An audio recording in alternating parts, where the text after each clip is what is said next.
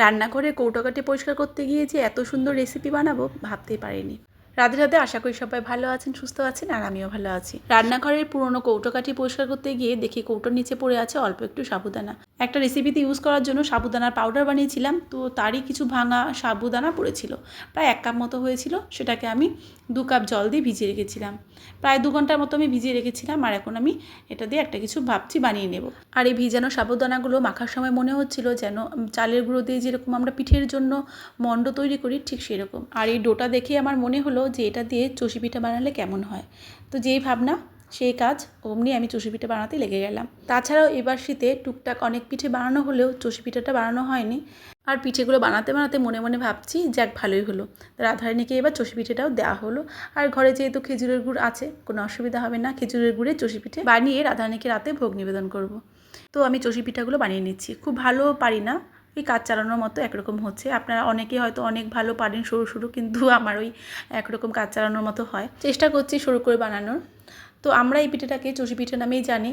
আপনারাও কি চষি পিঠে নামেই জানেন নাকি এর অন্য কোনো নাম আছে? তো জানলে আমাকে কমেন্টসে জানাবেন। আর এটা যেহেতু সাবুদানা দিয়ে বানাচ্ছি, আপনারা চাইলে একাদশীর দিনেও কিন্তু যারা সাবুদানা আপনারা ইউজ করেন তারা কিন্তু বানাতে পারেন। আর এই পিঠেটা বানানোর সময় হাতে যদি একটু চিপচিপে হয়ে যায়, তো সেক্ষেত্রে সাবুদানা একটু গুঁড়ো করে পাউডার বানিয়ে হাতে লাগিয়ে এই চুষি পিঠাগুলো বানিয়ে নিতে পারবেন। তো আমার চুষি পিঠাগুলো বানানো হয়ে গেছে, আর এবার খেজুরের গুড়টা বানিয়ে নিচ্ছি। আপনারা চাইলে চিনি দিয়েও বানাতে পারেন, তো সেক্ষেত্রে একটুখানি এলাচের গুঁড়ো দিয়ে দিলে ফ্লেভারটা খুব ভালো আসবে। আর আমি যেহেতু খেজুরের গুড় দিয়ে বানাচ্ছি, তো সেক্ষেত্রে আমি এক্সট্রা কোনো আলাদা ফ্লেভার এখানে অ্যাড করব না। তো আমি এখানে 1/2 লিটার দুধ, ফুল ফ্যাট দুধ আমি খুব ভালো করে জাল দিয়ে নিয়েছি। জাল করে নেওয়ার পরে এর মধ্যে দিয়ে দিচ্ছি খেজুরের গুড়, আর খেজুরের গুড়টাকেও খুব ভালো করে মিশিয়ে নিয়েছি। এবার ওপর থেকে দিয়ে দিচ্ছি সাবুদানার চষি পিঠে। চালের চষি পিঠে বানানোর সময় অনেক সময় যদি দুধ ঠিকঠাক মতো জাল না হয়, তো সেক্ষেত্রে কিন্তু চষি পিঠেগুলো ভেঙে যায় বা একটার সাথে একটা লেগে যায়। বাট এই সাবুদানা চষি পিঠে কিন্তু খুব সুন্দর একটার সাথে একটা একদমই লাগছিল না।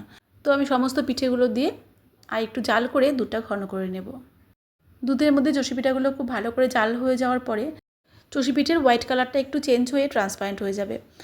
আর আপনাদেরকে দেখিয়ে দিচ্ছি, দেখুন এটা জাল হয়ে যাওয়ার পরে অনেকটাই কিন্তু কালার চেঞ্জ হয়ে গেছে। তো এবার গ্যাসের ফ্লেমটা বন্ধ করে দিচ্ছি, আর একটু ঠান্ডা হয়ে যাওয়ার পরে ভগবানকে ভোগ নিবেদন করব।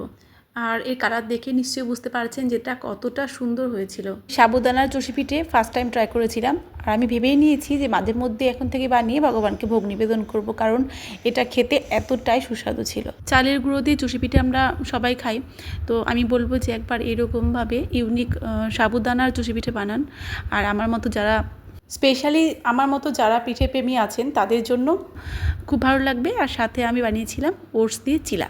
শুধু ওটস বললে ভুল হবে, কৌটোর মধ্যে দেখলাম একটুখানি মুসলি পড়েছিল, একটু ড্রাই ফ্রুট ছিল। তো সমস্ত কিছুই আমি ঢেলে নিয়ে এটাকে ভালো করে গুঁড়ো করে তারপরে চিলা বানিয়েছিলাম। তো সব কিছু দিয়ে আজকের রাতের এই ছিল মহাপ্রসাদ। আজকের জন্য ভিডিওটা এখানেই শেষ করছি। সবাই খুব ভালো থাকবেন, দেখা হচ্ছে নেক্সট আরেকটা ভিডিওতে। ততক্ষণের জন্য রাধে রাধে।